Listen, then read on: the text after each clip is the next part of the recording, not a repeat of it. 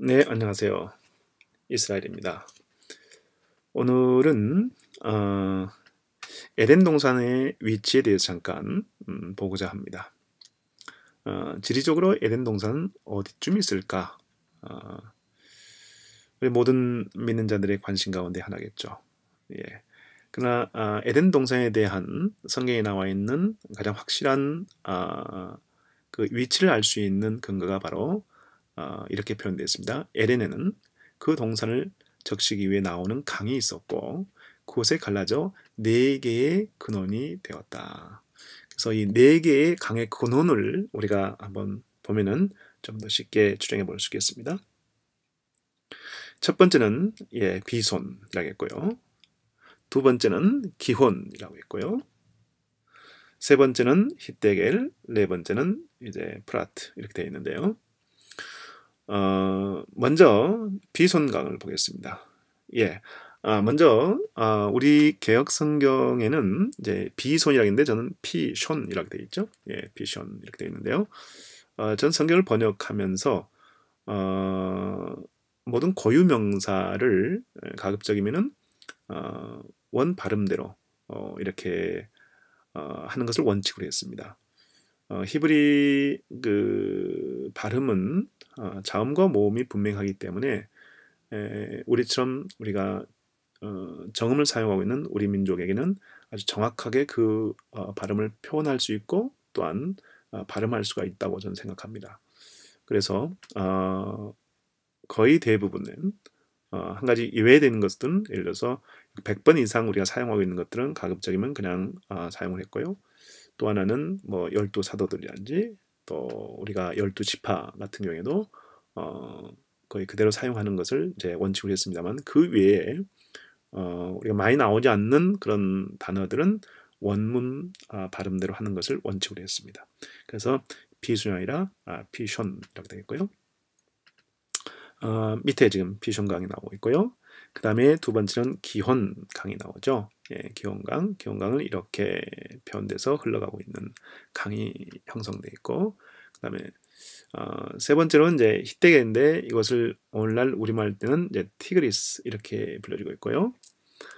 이것이 이렇게 형성돼 있고, 그 다음에 이제 네 번째인데요. 네 번째는 이제 프라트라고 그러는데 이 프라트는 우리는 이제 유브라데라고 이제 얘기하죠.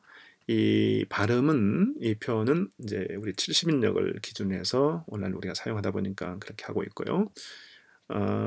그러나 유대인들이 발음하는 히브리식 발음은 이렇게 피션, 기혼, 히데겔, 프라트 이렇게 되어 있습니다.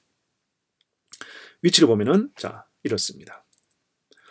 자, 이곳 어딘가가 지금 보시는 이 두 개의 강줄기와 이쪽 두 개의 강줄기, 이 네 개의 강줄기가 있기 때문에 여기와 연관되어 있는 곳은 이제 에덴 동산이 되겠죠. 그래서 이것을 우리는 학자들은 이렇게 얘기하죠. 우리가 초생달 지역 이렇게 얘기하죠. 그러니까 젖을떡 모양처럼 되어 있는 이 지역 전체가 곧 에덴 동산일 수 있다는 것입니다. 그렇기 때문에 이곳 어디든지 우리가 여기가 에덴 동산일 것이다 라고 어떤 논리적인 걸 가지고 얘기한다면은 그거에 대해서 학자들이 다 주장하고 따라갈 수 있겠죠. 다만 이 에덴 동산은 누구도 검증할 수 없기 때문에 여기다 저기다 그것을 확정하기는 쉽지 않습니다. 예를 들어서 오늘날 얘기하고 있는 이것이죠. 신할 땅. 이것을 가장 이제 학자들은 많이 에덴 동산이라고 주장을 하고 있습니다. 그러나 그 누구도 이곳이 거기다라고 증명은 할 수가 없다는 것이죠. 6천년 전으로 우리가 되돌아갈 수는 없으니까요. 그래서 우리가 지금 봤던 이 초생달 지역 전체 어디든 우리가 다 그것이 에덴 동산의 가능성이 있다. 이것이 우리가 가장 정확한 답이 될 것 같습니다. 자, 그러므로 에덴 동산을 우리가 얘기할 때 여기라라고 얘기하는 것은 좀 한계가 있고 때로는 위험성이 있다. 자, 그러나 또한 누구나 다 주장할 수 있다. 이것이 오늘 에덴 동산의 지리적인 얘기를 하는데요. 자, 제가 이렇게 말씀드리는 이유는 한 가지 있습니다. 뭐냐면 그러면 유대인들은 과연 어디를 에덴 동산에 할까 하는 것입니다. 그들이 주장한 것이 있습니다. 보실까요? 여기입니다. 네, 바로 이곳 이스라엘이죠. 이 부분에 대해서 다음에 얘기할 수 있는 기회가 참 많이 있습니다. 예, 그때 정리를 다시 한번 해보겠고요. 일단 지리적으로 에덴 동산을 얘기할 때 이런 여러 가지 설이 있고 그 가운데 유대인들은 이곳 이스라엘을 얘기하고 있다. 이렇게 한번 정의를 해보겠습니다. 자, 그러면은 이제 두 번째로 저희가 에덴 동산 안에 하나님께서 거닐고 계셨던 것을 볼 수 있습니다. 이제 여기에 지금 그들이는 이제 아담과 그의 아내죠. 예, 그들이 날이 서늘할 때 동산에서 거닐고 계신 주 하나님의 음성을 듣고서 이렇게 했는데요. 여기에 나오는 이제 거닐다고 하는 이 동사가 굉장히 중요합니다. 왜냐하면은 여기에 이 동사는 우리가 히브리어는 대부분 완료나 미완료, 그러니까 과거나 아니면 미래 형태로만 거의 표현되는데 이 형태는 이제 분사형으로서 현재 진행형입니다. 계속해서 현재도 하고 있는 이 표현을 본다면은 이제 거니셨다, 거닐 것이다가 아니라 거닐고 계신 거예요. 계속해서요. 그러면은 이 표현을 우리가 한번 이렇게 표현한다면은 에덴 동산에 있던 예를 들어서 한 6,000년 전에 에덴 동산에 있었던 그 당시에 어느 한 날 주님께서 그것을 거니셨다로 과거로 끝난 게 아니고 또 앞으로 천년 왕국 때 만일 당신이 오신다면은 또 그것을 거닐 것이다라고 표현할 수 있겠죠. 근데 여기는 계속해서 현재 진행형이라는 것입니다. 예. 그러면은 하나님께서 그 위치가 어딘지 모르겠지만 그 에덴 동산에서 여전히 거닐고 지금도 계시다고 볼 수 있는 거예요. 지금도. 예. 동사가 히트파엘은 분명히 그런 표현입니다. 그렇기 때문에 거닐고 계신, 거니신 다 표현이 맞지만은 어쨌든 계속 진행되고 계시는 것을 계속해서 곳에서 거닐고 계시는 그 하나님의 그 모습을 표현하고 있는 단어가 오늘 이 단어입니다. 그러면은 우리 한번 여기에 또 한 가지 봐야 할 것이 있습니다. 거닐고 계신 주님. 그 주님은 하나님은 영이 아니시죠. 지금 보고 계시는 이 부분요. 당신이 영으로 계시지만은 그러나 이 순간만큼은 우리 보면 육신을 가지신 그리고 그렇게 손발을 다 가지신 당신께서 발로 거닐고 계시는 그 모습이기 때문에 유대인들에게 있어서는 이게 어렵습니다. 유대인들이 어려운 게 많죠. 하나님, 그것도 하나님의 복수라고 말씀했잖아요. 그런 삼위일체론을 얘기하는 게 가장 예민한데 하나님 자체가 복수라고 표현하기 때문에 이런 부분은 굉장히 자기들의 이제 어려운 표현인데 바로 이 부분도 마찬가지입니다. 그 가운데 하나요. 뭐예요? 하나님 영이신데 어떻게 걸어 다닐 수 있냐는 거예요. 자, 그러면은 결론입니다. 구약에 나와 있는 거니시는 하나님, 때로는 구약에서는 말씀하신 당시 형사로 나타나서 때로는 아브라함에게는 직접 나타나셔서 식사도 같이 했잖아요. 이런 하나님을 어떻게 보냐는 거예요. 이 땅에 예수 믿는 사람들을 메시아닉, 때로는 우리 영어로는 이제 그 메시아닉, 또 우리 히브리 말은 메시힘이라고 이렇게 얘기하는데 이 메시힘들의 주장, 이분들의 리더들의 주장에 의하면은 구약에 이런 하나님이 인간의 형상처럼 표현되어 있는 부분들은 모든 것을 다 누구를 보냐? 성자 하나님, 바로 메시아이신 예수님으로 보고 있습니다. 그 대표적인 예가 뭐냐면은 바로 여러분들이 신약 성경에 보시면은 히브리서 11장에 보시면은 11장에 보시면 많은 믿음장이죠. 예, 그 가운데 모세에 대한 얘기 나올 때 보면 모세가 그가 능력을 받을 때 누구의 능력처럼 받았어요? 하나님의 능력을 받은 게 아니라 바로 주의 능력이 아니라 그 주가 누구냐면 메시아이십니다. 메시아의 능력. 그러면은 여러분들이 성경에 나와 있는 모세가 하나님과 얼굴 대면하면서 대화하면서 나왔던 모든 얘기를 알고 있지만은 거기 어디 메시아가 있어요. 예. 그러나 바로 여기 히브리의 저자인 저는 대부분 이 히브리 저자는 아마 바울로 보고 있는데요. 어쨌든 이 믿음장에서 나오는 이 모세가 지금 하나님을 만나서 하나님과의 어떤 그 사역을 위해서 모든 어려움을 다 겪으면서 그 일을 겪어왔지만은 그분이 바로 누구냐면 그 하나님이 바로 메시아라는 것입니다. 이게 유대인들의 시각이에요. 그래서 구약에 나와 있는 하나님, 그 하나님이 직접 인간의 모습으로 나타나셔서 말씀하시고 행하시는 이런 모든 일들은 또 다 누구시다? 메시아시다.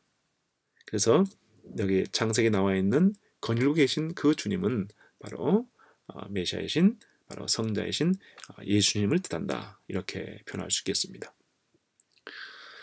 예, 그러면은 한 가지 여기서 또 하나 이제 하나님의 성호입니다. 거기 나오죠. 예, 이게 지금 하나님의 성호를 우리는 어떻게 부르죠? 네, 이렇게 부르죠.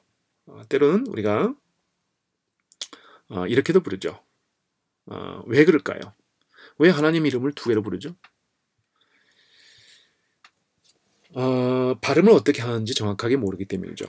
네, 저도 지금 있는 발음을 다 발음할 수가 있습니다. 그러나 이것이 맞을지 틀릴지 모르겠지만 그건 둘째고요. 유대인들은 발음을 할 수 있는데 불구하고 하지 않습니다. 그래서 우리가 이것일 것이다, 이렇게 부를 것이다 해서 두 가지를 사용했지만 하나님이 둘일 수는 없죠. 자, 그럼 구약에서 하나님의 이름이 몇 번쯤 나올 것 같습니까? 놀라지 마십시오. 무려 6,000번 이상 나옵니다. 하나님의 성호가 이렇게 많이 나옵니다. 그러면은 제일 먼저 나왔던 것이 창세기에 나오는데요. 2장에 나오고요. 그 다음에 그러면 한번 우리가 생각해 보십시다. 신약에서는 왜 하나님의 이름이 없죠? 신약에서는요. 실은 신약에서도 하나님의 이름이 몇 번이 나오냐면 200번 이상 나옵니다. 근데 우리는 단 한 번도 보지 못했죠. 마지막으로 나온 것이 계시록이죠. 예. 신약에서는 모두가 다 뭐라고 표현되면 네, 이게 저는 맞다고 생각합니다. 주라고 표현되어 있죠. 이 주라고 표현되어 있는 이 부분이 실은 예수님일 수도 있지만은 또 성부이신 하나님을 표현할 때도 주라고 표현되어 있습니다. 오늘날의 모든 유대인들, 그가 예수님 믿든 믿지 않든 상관하지 않습니다. 하나님의 이름을 지금도 여전히 주라고 읽습니다. 발음은 다른 발음이에요. 그러나 그 뜻을 주라고 읽습니다. 왜요? 하나님은 너무너무 전능하고 창조주시기 때문에 우리 피조물인 우리 인간이 그분의 이름을 부를 수 없다는 것입니다. 우리는 그 하나님의 이름을 이제 네 자로 부르는데요.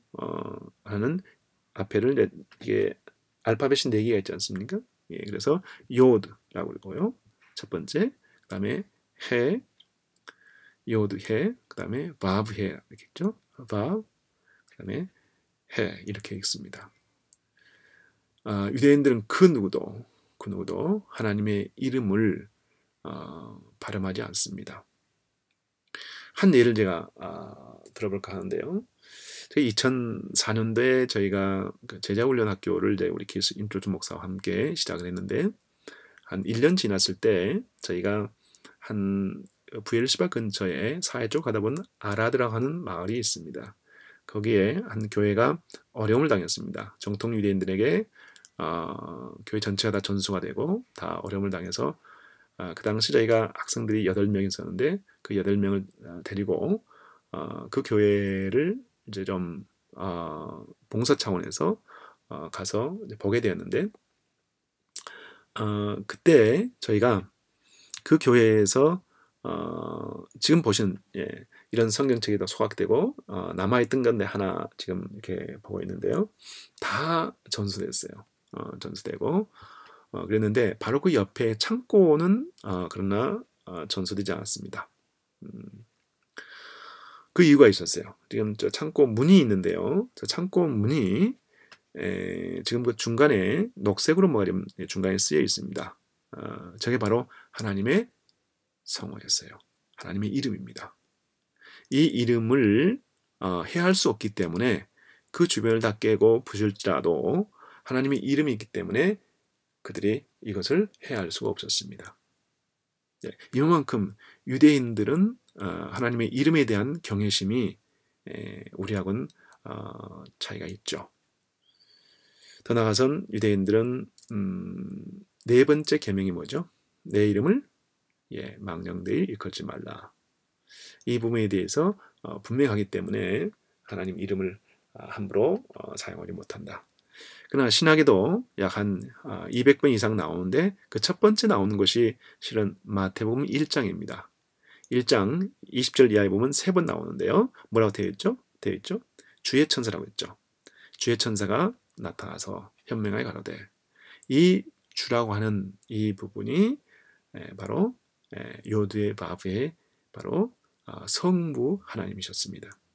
근데 신약에서는 바로 주라고 표현되어 있기 때문에 이분이 우리가 성부 하나님 그 부분을 생각 안 했는데요. 또 볼까요? 우리가 너무 잘 알고 있는 내용이죠. 주의 이름을 부르는 자는 다 구원을 얻는다는 말이 있죠. 여기는 주, 이 주도 역시 성부 하나님입니다. 사도행전에 나오죠. 누구든지 주의 이름을 부르는 자 구원 얻는다. 여기도 바로 성부 하나님을 말씀하십니다. 이것은 다 어디서 나오냐면 요엘서 3장 5절 말씀을 기준해서 나온 말씀이죠. 그래서 저는 구약에 나오는 우리가 주를 우리 표현은 이렇게 표현돼야 되겠죠. 그러나 저는 이렇게 표현하지 않고 저는 이렇게 표현했습니다. 구약 전체 또 신약 전체 성부 하나님의 이름이 나올 때는 주라고 하고 대신 가로 열고 저희가 요드의 바브에 하나님의 이름을 그대로 써드렸고요. 그래서 하나님의 이름은 부르지 않지만은 하나님의 이름이 있는 것을 볼 수 있도록 했고요. 구약에요. 이제 이렇게 다 보면 신약에도 이제 주가 있지 않습니까? 이것은 이제 성자 예수님을 나타날 때 쓰는 그 주인데요. 이 주를 대신해서 저는 어떻게 표현했냐면 한자로 주를 안에 가로를 넣어줬습니다. 그래서 주가 성부신지 성자신지를 구별할 수 있도록 그래서 성경 전체를 이렇게 구별했기 때문에 전혀 문제가 없습니다. 자, 그러므로 오늘은 세 가지를 봤는데요. 하나는 에덴 동산은 지리적으로 어디가 맞을까, 어디가 있을까. 그래서 일반적으로 우리가 확실한 것은 4개의 강줄기를 중심으로 우리가 초생딸 지역을 만들어서 그 안에 어딘지 모르겠지만 다 가능성이 있는 곳이다. 이렇게 봤고요. 그 다음에 두 번째로는 에덴 동산에서 거닐고 계신 주님. 그 주님은 바로 누구시다? 성자이신 메시아이시다. 그리고 여전히 지금도 거닐고 계신다. 이렇게 표현할 수 있을 거고요. 그다음에 세 번째 마지막으로 성부 하나님의 이름은 유대인은 결코 사용하지 않는다. 네, 수고하셨습니다.